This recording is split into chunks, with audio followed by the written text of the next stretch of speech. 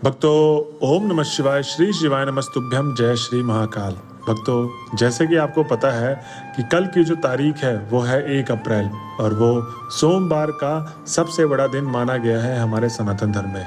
ऐसा मैं क्यों कह रहा हूँ? क्योंकि गुरुदेव जी ने आज के इस वीडियो में ऐसे हमें 2 से 3 उपाय बताए हैं कि कल 1 अप्रैल के दिन जो सोमवार के दिन ये उपाय करेगा, उसको उपाय करने मात्र से जो उसकी मनोकामना है वो पूर्ण हो जाएगी। जी हाँ भक्तों, कौन सा उपाय है, कैसा उपाय है, मैं पूरा बताऊंगा आज के इस वीडियो में। कैसे करना है, कब करना है, तो वीडियो में बने रहे अंतिम तक, क्योंकि 7 से 8 मिनट की वीडियो रहेगी और वीडियो के अंत तक हमेशा बने रहे।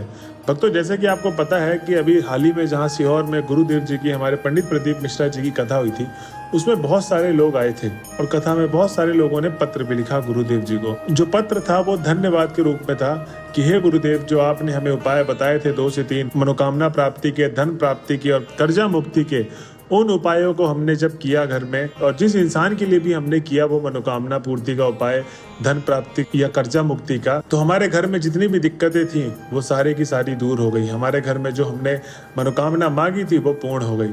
तो भक्तों, क्या आप भी जानना चाहते हैं कि वो गुरुदेव जी ने कथा में अपने कौन से उपाय बताए थे?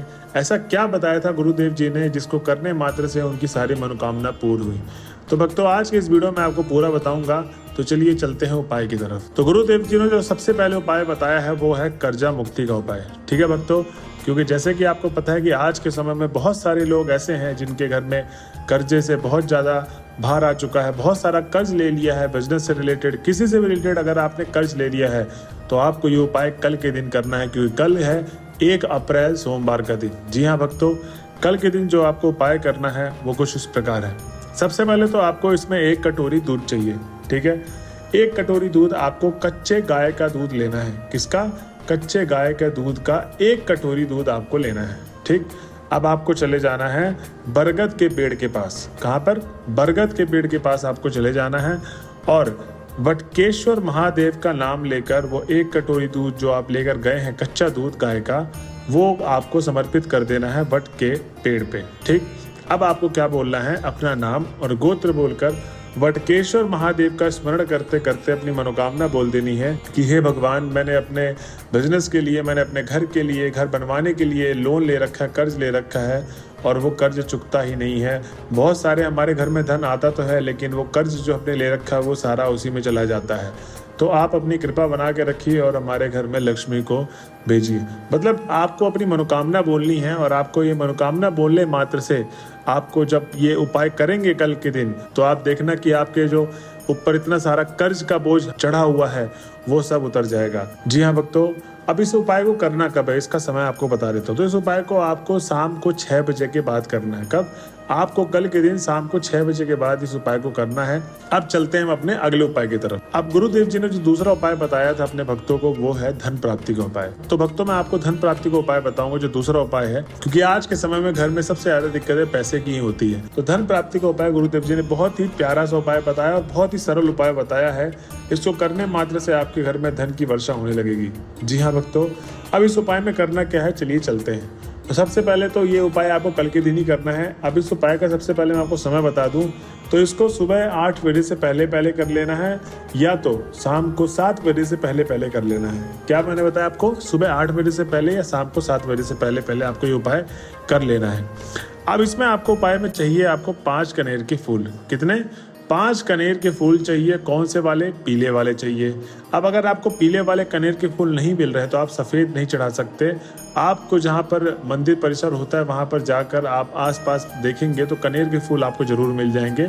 तो आपको ले लिए 5 कनेर के फूल। अब ध्यान रहे कि जो 5 कनेर के फूल लेंगे वो कहीं से कटे पिटे खंडित ना हो। ठीक है, अब ये आपको चले जाना है सीधा शिव जी के मंदिर पे और ये 5 कनेर के फूल शिवलिंग में आपको 5 अलग अलग जगह चढ़ाना है। ठीक है, तो सबसे पहले तो फूल चढ़ाने से पहले आपको अपना नाम और गोत्र बोलकर अपनी मनोकामना बोलनी है कि हे भोले बाबा, मैं आज आपके सामने आई हूँ या आया हूँ कि मेरे घर में बहुत ज़्यादा धन की कमी रहती है।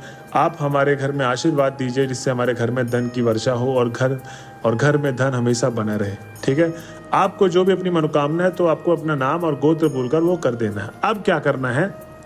अब जो आपने 5 फूल ले रखे हैं उसको आपको सबसे पहले तो महादेव के शिवलिंग पे चढ़ाना है। कौन सा? जो ऊपर वाला भाग होता है जहाँ महादेव जी विराजमान है, वहाँ आपको सबसे पहला कनेर का फूल रखना है। ठीक, उसके बाद आपको अशोक सुंदरी वाले स्थान पे रखना है। अशोक सुंदरी का स्थान आपको पता है, जिन लोगों को नहीं पता मैं बता दूं, दाएं हाथ में नीचे तरफ होता है अशोक सुंदरी जी का स्थान। ठीक, अब आपने अशोक सुंदरी को चढ़ा दिया।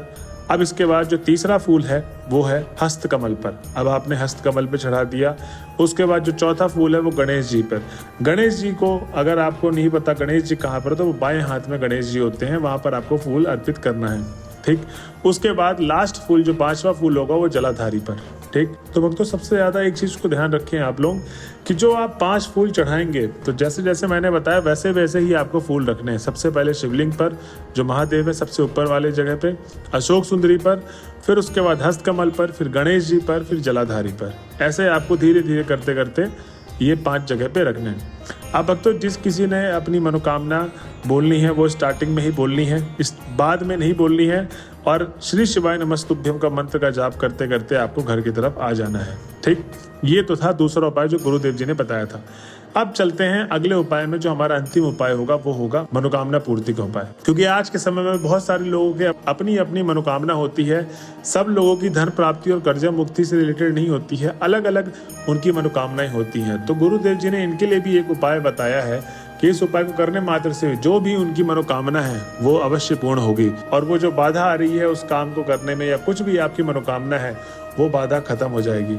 तो इस उपाय में कैसे करना है चलिए आइए जानते हैं। तो सबसे पहले तो इस उपाय में आपको चाहिए सफेद चंदन। कौन सा? सफेद चंदन आपको इस उपाय में चाहिए। उसके बाद 1 लोटा जल चाहिए। ठीक, अब ध्यान रहे कि जो 1 लोटा जल आप लेंगे वो घर से भरा हुआ लोटे में जल होना चाहिए। आपको मंदिर परिसर से वो लोटे में जल लेके नहीं जाना है। ठीक है, ध्यान रहे घर से भरा हुआ आपको 1 लोटा जल चाहिए। तो आपने सफेद चंदन ले लिया और 1 लोटा जल ले लिया। अब आपको सीधा चले जाना है शिव जी के मंदिर पे। अब जब आप शिव जी के मंदिर पे चले जाएंगे तो जो आप चंदन और 1 लोटा जल लेकर गए हैं उसमें चंदन थोड़ा सा मिला ले 1 लोटे जल में। ठीक, अब आपको अपना नाम और गोत्र बोलकर अपनी मनोकामना बोलनी है भोले बाबा के सामने। और जो भी मनोकामना है, जिस मनोकामना की आप पूर्ति करना चाहते हैं, तो वो आपको बोल देना है और उस जल को, चंदन वाले जल को अर्पित कर देना है शिवलिंग पर। भक्तों आप विश्वास नहीं करेंगे कि इस उपाय को करने मात्र से बहुत सारे लोगों ने अपनी मनोकामना, जो उनके मन ही मन चल रही थी कि मेरी मनोकामना पूरी नहीं होती है और अगर मैं इसको पूरी करने की कोशिश करता भी हूँ तो वो कहीं ना कहीं रुक जाती है, कोई ना कोई बाधा आ जाती है। तो इस उपाय में आपको यही करना है कि जो आपकी मनोकामना है उसको पूरी करने के लिए ये उपाय करिए। अब सबसे पहली बात तो मैं आपको बता दूं कि ये जो तीनों उपाय मैंने आपको बताए हैं ये आपको कल दिन करने हैं, क्योंकि कल है बहुत बड़ा सोमवार। कल 1 अप्रैल का सोमवार है, महीने का सबसे पहले सोमवार। तो आपको ये कल के दिन उपाय करना है। मैंने आपको सारे उपायों में समय सीमा बता दी है। जो लास्ट वाला उपाय है आप वो किसी भी समय कर सकते हैं, दोपहर को छोड़ के महादेव के शिवलिंग के पास जाकर।